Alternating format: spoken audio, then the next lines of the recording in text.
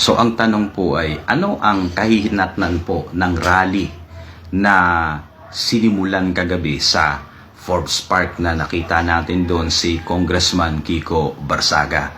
Sa mga susunod po na araw, kapag nagkaroon uli ng mga rally at definitely magkakaroon, ay dadami ang mga tao na sasama. At kapag dumami ang mga tao na sumasama, hindi lang dito sa Metro Manila, maging sa Visayas at sa Mindanao, ay merong problema dyan na kinakaharap ang mga congressman. Ano ang problema na pwede nilang kaharapin? Siyempre po, kapag nag-escalate po yan, maaring magiba ang liderato ng AFP or PNP. Ano naman po kung bumigay o magiba ang liderato ng PNP at AFP? Maaring sila mismo ang mag-initiate na kanilang i-withdraw na ang suporta or support kay BBM bilang presidente ng Pilipinas. At kapag nauwi sa ganong sitwasyon ay wala tayong magagawa sapagkat yun naman po ay pwedeng gawin talaga ng Armed Forces of the Philippines at Philippine National Police. At mapapanagot po dyan si BBM, si Saldico at si Romualdez. Pero ibig sabihin ba sila lang ang mapananagot? Siyempre kapag napalitan na po ang administrasyon ay hindi papayag ang taong bayan na yung mga kasakasama ng tatlong ito na nandun sa mga congressman ay hindi mananagot. Yun ang sinasabi natin na problema ng House of Representatives o ng mga congressman. Ang dalawang uri ng congressman pagkatapos ng sabi nga ay pagpapalit ng kapangyarihan ay ang mga sangkot dito sa maanumalyang flood control projects at yung mga hindi sangkot. Yung mga hindi sangkot, wala silang problema dyan. Happy pa rin, di ba? Tuloy-tuloy pa rin ang pagiging congressman nila. Pero ang may problema po, yung mga sangkot dyan. Bakit? May dalawang option lamang po kasi silang pwedeng gawin. Ano ang dalawang option na pwede lamang nilang gawin? Una, ang umalis dito sa bansa at magtago sa mga lugar na mahihirapan silang ma-extradite para kasuhan dito sa Pilipinas. Yung iba naman, pwedeng maiwan dito pero they will face the consequences ng kanilang mga ginawa na sila'y kasabwat sa maanumalyang flood control anomaly na yan or corruption. Pwede sila na makulong. Yung iba, pwedeng ang gawin habang nakikita nila na medyo bumibigay na ang liderato ng PNP at AFP ay umalis na sa kaagad sa bansa at lumipad. Pero pagkatapos po niyan, sigurado tayo na i-issuehan na karamihan ng mga congressman na sangkot dito ng HDO or Hold Departure Order. Yun ang problema.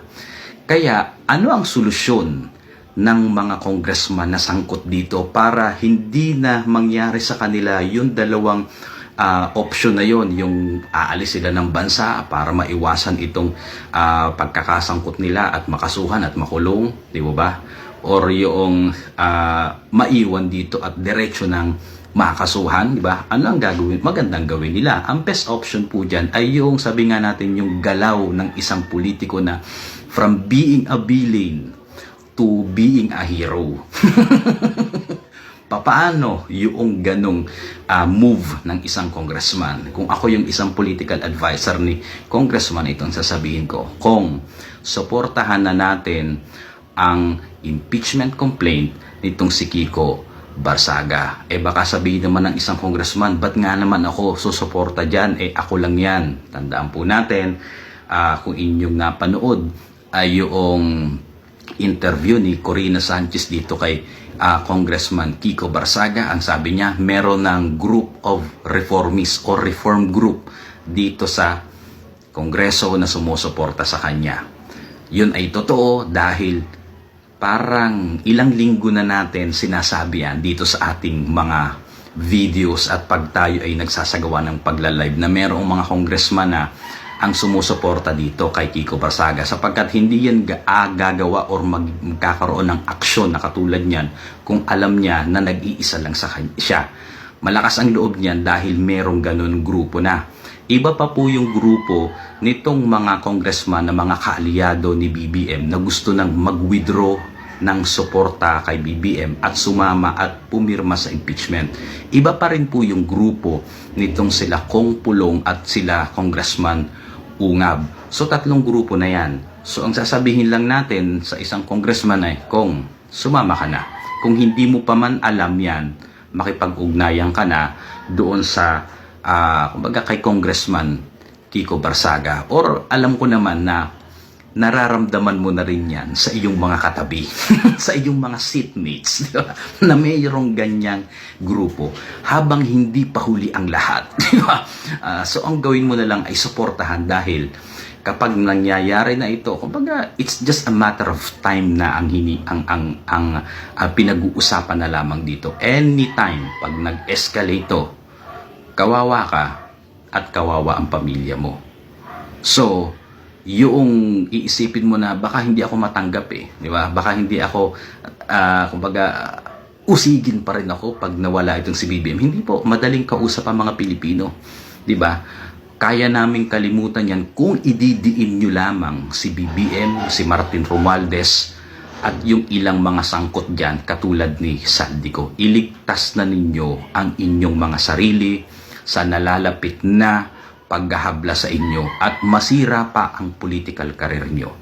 Tingnan nyo itong si Kiko Barsaga. Mahal na mahal siya ngayon ng taong bayan at talagang iniidol siya. Di ba? Kilalang kilala siya ngayon. Hindi ba?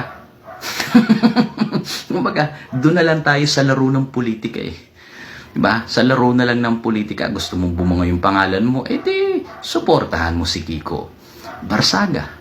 Yun lang yun. Yun ang gusto ng mayorya. At yun ay nagre-reflect kapag magtitingin ka sa social media. Dahil alam naman natin, saan ba kayo kumukuha ng inyong ipinupulso or saan kayo nagpupulso ng publiko ng kanilang opinion about sa politika. Hindi pa dito sa social media. Huwag na tayo maglokohan. Diba? Kaya kung gusto nyo na mailigtas ang inyong mga political career, ay suportahan itong si Kiko Barsaga bago pa mahuli ang lahat.